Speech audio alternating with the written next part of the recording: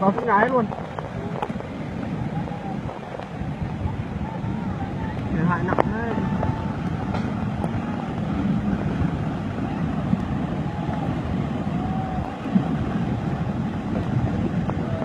Thấy mỏng luôn.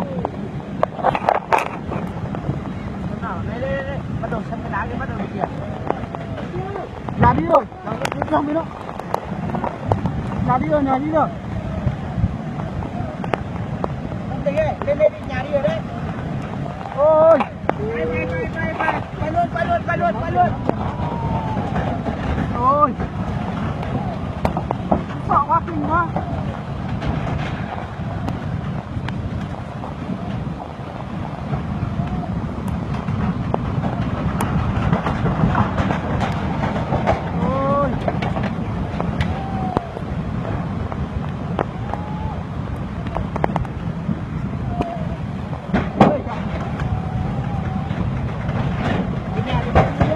Nhà bay rồi.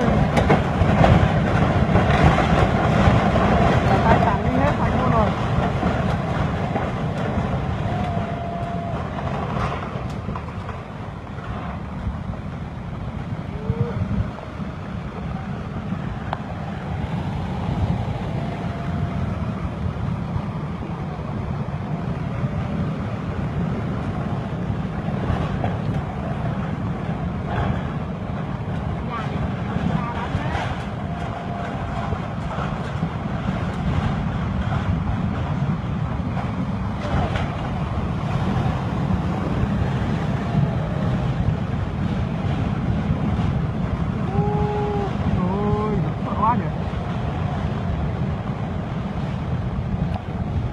Quá nguy hiểm luôn.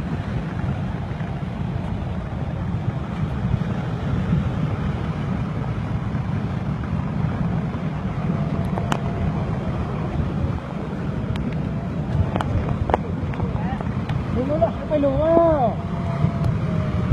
Lulu nak apa lu?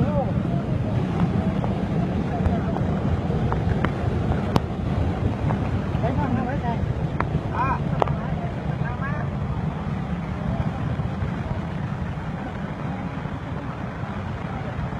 Không tao mới ra.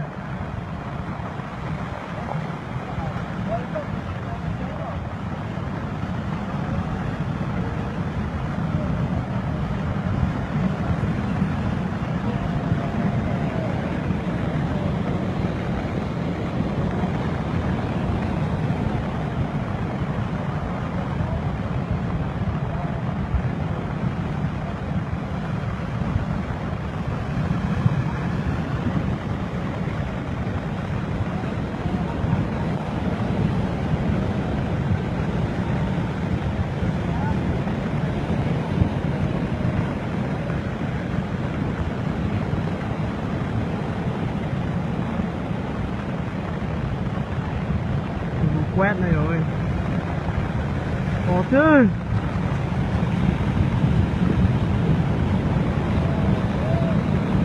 Một ngày một đêm thành ra thế này đây.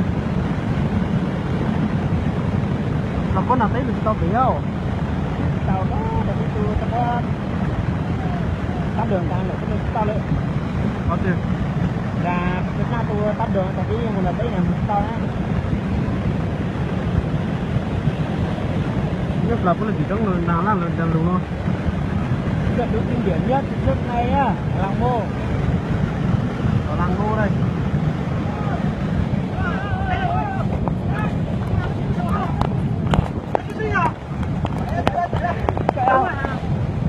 Chạy đi. Đến bên lùi. Đây bên lùi đây gió lùi tỏ nó. Cái nhà bên cũng bay hết rồi. Để nó do ít là thuốc mới chỉnh cho sắp mới lắp vào tao mong tỏ đấy mong chỉnh cái nó để sau thuốc cho tao đấy Rồi. nhưng mà cho nó tay lùi Hả? cho nó rằng quất ra tình hình đang là support đấy mà thuốc tàn rồi Bên này đang là quất thì một tí tặng cái rồi. có lúc là support tao Ủa, to thật à? lúc còn đông cũ thôi mà sẽ mong tỏ nữa Tôi to tao luôn. tôi là học còn đông đỡ thôi mà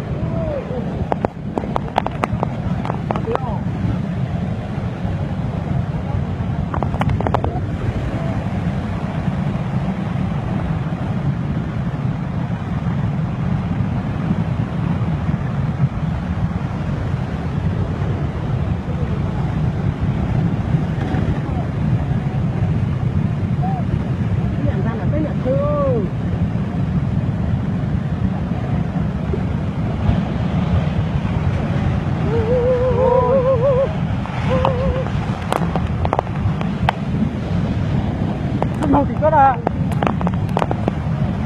Nhà mày hết rồi. Đấy, cây to này về vào nhà chả bay à?